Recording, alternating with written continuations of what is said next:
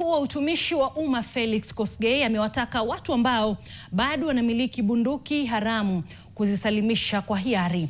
Hii ni sehemu ya juhudi zinazoendelea za kukuza amani na utulivu endelevu katika maeneo ya bonde la Kerio.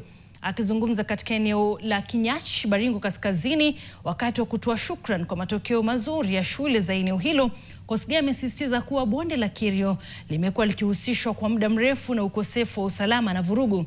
Hata hivyo, amebainisha kuwa mipango ya serikali ya amani imezaa matunda na kusababisha kupungua kwa matukio ya ujambazi, kauli ambayo imeungwa mkono na viongozi wengine kutoka maeneo hayo.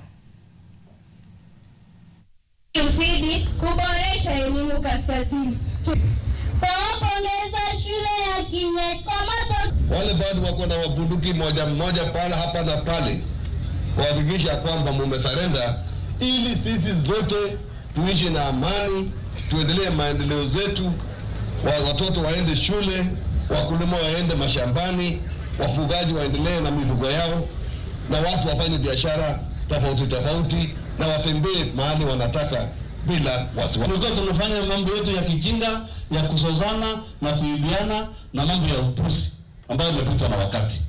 Lakini wakati serikali imesimama imara na kutoa mikakati kali ya kuleta amani dunia hii, ndio maana sasa unaona Baringo North tayari inaongozwa kwa mambo ya elimu. Na sisi kama viongozi, sisi kama Baringo tunajifunia na mtufungulie nafasi ili watoto wetu wakitoka kule sehemu ya Baringo South, wakitoka sehemu ya Namaravin, wakitoka sehemu ya Mogotio, muwakaribisha hapa kukuja mambo ya masomo.